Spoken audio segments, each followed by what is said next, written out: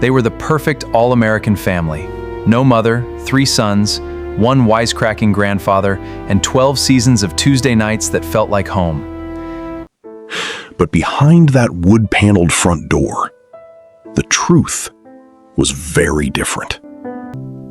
A beloved co-star was let go by studio order, a decision tied to his declining health, and within a year, he was gone for good.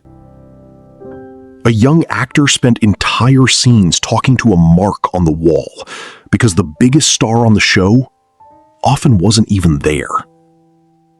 And a quiet grudge between 2 grown men, one replaced, one replacing him, never healed. Not even close. This is the real story of My 3 Sons. Stick around, because Chapter 2 alone will change the way you watch this show forever. By 1960, Fred MacMurray wasn't some hungry young actor. He'd already starred in over 80 films. He didn't need television. So when producer Don Fedderson came calling with a sitcom pitch, MacMurray had leverage most TV stars could only dream of, and he used every bit of it. He agreed to do the show on one condition. He would only work 65 non-consecutive days per year, not 65 episodes, 65 days total, spread out however the studio could manage it. To make that work, the entire production had to be reorganized around him. Every kitchen scene from an entire season's worth of episodes was filmed back to back, all on the same day. Then the crew would rebuild for the hallway scenes, then the bedroom scenes. Weeks, sometimes months of story, filmed entirely out of order. The show's young cast had to get haircuts every single week just to keep their hair length consistent across scenes that were shot months apart but had to look like the same afternoon. And when MacMurray wasn't there for a scene, which was often, his co-stars read their lines to a stand-in, a chalk mark, or empty space, with MacMurray's dialogue and reaction shots stitched in from a completely different day. It worked so well, audiences never noticed. The trick nearly got exposed years later when a child actress joined the cast in the color era. Her front teeth were growing in unevenly, and eagle-eyed viewers could tell which scenes were filmed months apart just by her smile. For 12 years, that secret held. Fred MacMurray got his golf. The show got its ratings. And the cast learned to build a family out of scenes that were never actually filmed together. But the MacMurray method wasn't the only thing hidden from audiences. What happened to the man who played Bub was far more painful. And it started with a phone call nobody wanted to make.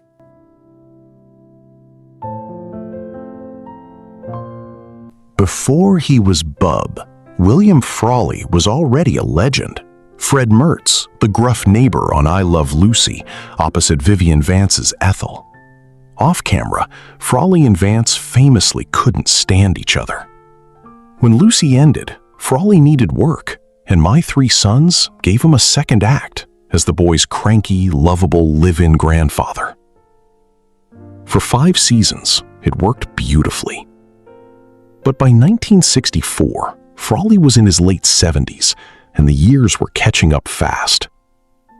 Cast and crew recall him struggling to remember his lines, requiring take after take. He'd reportedly doze off between setups. At one point, according to accounts from the production, a crew member was assigned to quietly wake him before his close-ups. Then came the blow that ended it. The studio's insurer determined Frawley could no longer be covered for the show. His health made him too much of a liability. It wasn't a script decision. It wasn't a ratings decision.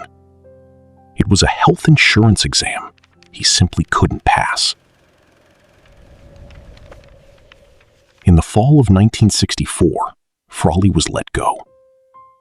His character was written off with a gentle send home to Ireland. The kind of soft landing television gives its old favorites when the real reason is too sad to put on screen.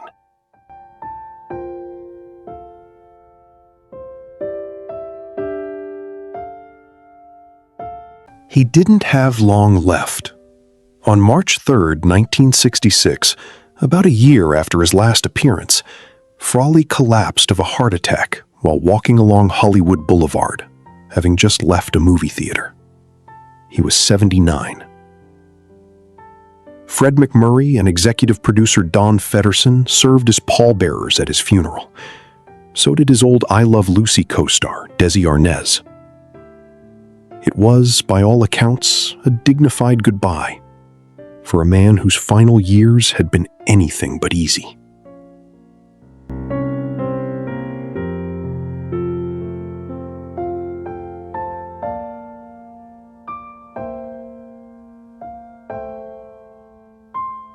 But there was one more layer to this story that fans rarely talk about. Because Frawley didn't just lose his job. He watched someone else move into his chair. And by every account, he never forgave him for it. But there was one more layer to this story that fans rarely talk about, because Frawley didn't just lose his job. He watched someone else move into his chair, and by every account, he never forgave him for it. When William Demarest was brought in to replace Frawley as Uncle Charlie, the show barely missed a beat with audiences. Behind the scenes was a different story entirely. Frawley and Demarest reportedly did not get along in real life, long before either of them set foot on the My Three Sons soundstage. So when Demarest effectively took over Frawley's role, his house, his chores, his spot at the table, it added personal insult to what was already a painful professional exit. Cast members who were there for the handoff have described the atmosphere on set as tense.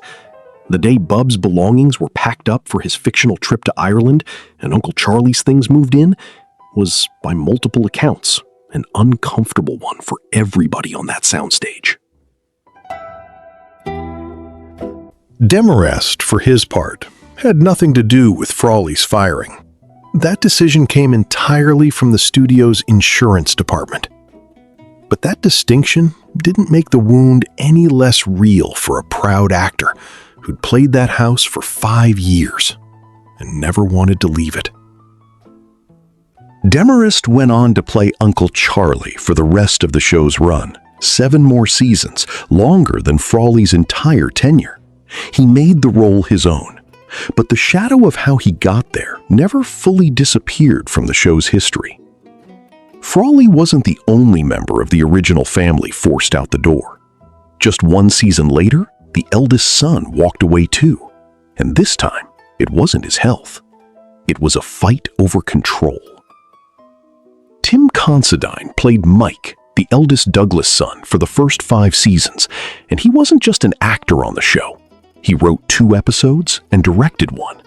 He wanted more of that. He wanted to direct. Executive producer Don Feddersen said no, not without Considine continuing to act in the show as well. Considine wasn't interested in doing both. As he put it years later, he'd simply grown tired of the role and wanted to move on to other things behind the camera. The timing lined up with a bigger shift. The show was moving from ABC to CBS and switching to color. Considine chose that moment to leave for good. The writers gave Mike Douglas a graceful exit, marrying his girlfriend Sally in the season 6 premiere and moving away for a teaching job. After that, the character was barely mentioned again. The eldest son of the family, one of the original 3 sons the show was named for, essentially vanished from the show's own continuity. To fill the gap, producers didn't recast Mike.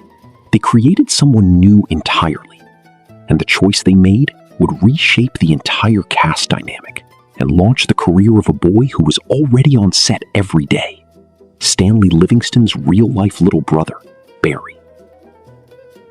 While America knew him as Robbie, the show's resident middle child rebel, Don Grady was quietly building an entirely separate career the cameras never showed. He co-formed a band called the Yellow Balloon, playing drums under disguise, dark glasses, a wig, so audiences wouldn't immediately connect their sitcom son to a rock act. The group's title single became a real Billboard hit in 1967, while Grady was still filming My Three Sons full-time. That was only the beginning. After the show ended, Grady built a genuine second career as a composer. Writing the theme music for The Phil Donahue Show, scoring the Blake Edwards film Switch, and composing for Las Vegas stage productions and Universal Studio stunt shows that ran for years. There was heartbreak in his story, too. Grady's younger sister, Lanny O'Grady, became a star in her own right on 8 is Enough in the late 1970s. She died in 2001 at just 46. Don Grady himself passed away in 2012 at age 68 after a battle with cancer. Remembered by castmates and fans alike as the Douglas brother who quietly built a whole second life in music that most of the audience never even knew about. Of the 5 original kids on that show, 2 brothers are still with us today, and their real off-screen bond turned out to be just as important to the show's legacy as anything scripted. Stanley Livingston played Chip, the youngest Douglas son, for the show's entire 12-season run, one of only 2 actors, along with Fred MacMurray himself, to appear in every single season. Today, at 75, Stanley runs The Actor's Journey, a project built to teach young performers the business side of Hollywood that nobody warned him about as a kid. He remains active on the classic TV convention circuit, appearing alongside former castmates at fan events well into 2025 and 2026. His younger brother Barry, the boy who was written in as Ernie to fill the gap left by Tim Considine's exit, never really stopped working. Barry went on to roles in Mad Men, Argo, War Dogs, and Jersey Boys, and remains one of the only original cast members still actively working under a SAG card today. In 2021, he published a memoir about his childhood on the show. Reflecting on what it was really like growing up in front of a national audience. 2 brothers, cast as brothers, who genuinely stayed close for over 60 years. In an industry that chews up child stars, that's its own kind of rare. They weren't the only original family members still connecting with fans in recent years. 2 of the women who joined the Douglas household later in the show's run have kept that legacy alive too. When the show needed to finally add a woman to the Douglas household, it brought in Beverly Garland as Barbara Harper, Uncle Charlie's love interest, reportedly on the recommendation of Fred MacMurray's wife, actress June Haver.